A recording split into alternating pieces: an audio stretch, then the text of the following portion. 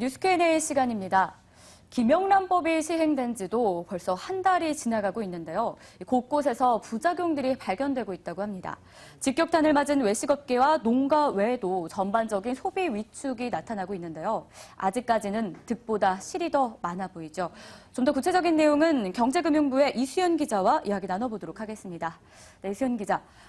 예전에도 시행 전에도 외식업계에 타격이 있을 것이란 이야기는 이미 있었는데 실제로 좀 어떤 영향들이 반영되고 있나요? 네, 실제로 외식업종의 경기가 침체된 상태인 것으로 나타났습니다. 네. 농림부 자료를 보시면 외식산업의 현재 경기 지수는 67.51포인트로 2분기 70.55포인트보다 낮아졌고요. 또 특히 단가가 높은 한정식과 해산물 전문점은 4분기에도 암울하다는 전망이 나왔습니다. 홍삼과 한우 가격도 폭락했는데요. 홍삼은 600g 기준 18만 원에서 14만 원으로 가격이 22% 떨어졌고 매출 역시 36% 급감했습니다. 한우 600kg도 법 시행 전 676만 1,000원에서 657만 2천 원으로 가격이 떨어졌고요. 매출은 30% 낮아졌습니다. 골프장과 하회업계도 큰 타격을 받았고요. 앞서 유일호 경제부총리와 이주열 한국은행 총재 등 정부에서도 김영란법으로 인한 소비 위축을 언급한 바 있습니다. 네, 곳곳에서 영향을 안 받을 수가 없는 상황인 것 같은데요. 한편 이 김영란법이 더치페이를 위한 법이다라는 말도 있는데 사회 전반에 이런 문화가 좀 진짜 정착이 되고 있는 건가요? 네, 전반적으로 소비 위축이 심화되고 있는 가운데 매출이 늘어난 업종도 있습니다. 편의점 술 판매가 크게 늘었다고 하는데요. 편의점 CU에 따르면 수입 맥주는 법 시행 이후 33%나 더 팔렸고요.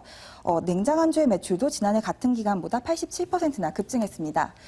김영란법이 시행되면서 이제 저녁 약속을 좀 자제하자는 분위기가 이제 확산이 되다 보니 집 근처 편의점에서 간단한 안주와 술을 사다 마시는 혼술족이 늘어난 것으로 보입니다. 금융권에선 기업은행이 더치페이 전용 카드를 출시하기도 했습니다. 이 카드는 모바일 앱과 연동해 이용 내역을 즉시 기록하고 증빙 자료로도 활용할 수 있는데요. 아직까지 더치페이 문화가 확산됐다는 뚜렷한 지표가 보이지는 않는 상황입니다. 네, 그렇군요. 사실 김영란법 취지는 좋지만 시행 한 달째인 현재까지는 부정적인 부분들이 조금 더 많이 발견되는 모습입니다. 실제적으로 어떤 의견들이 또 나오고 있는지 궁금합니다. 네, 일단 김영란법 1호 재판에 대한 관심이 많이 모이고 있습니다. 네. 민원인이 경찰에게 건넨 4만 5천 원짜리 떡 한 상자가 문제가 됐는데요.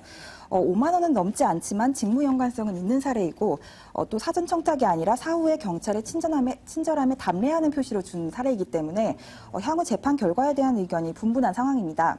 다만 앞서 말씀드린 대로 이런 논의에 드는 그런 사회적 비용이 너무 크다는 지적도 많습니다. 사실 고마운 마음으로 전달한 떡 한 상자를 문제 삼기 위해서 만든 법은 아니기 때문인데요.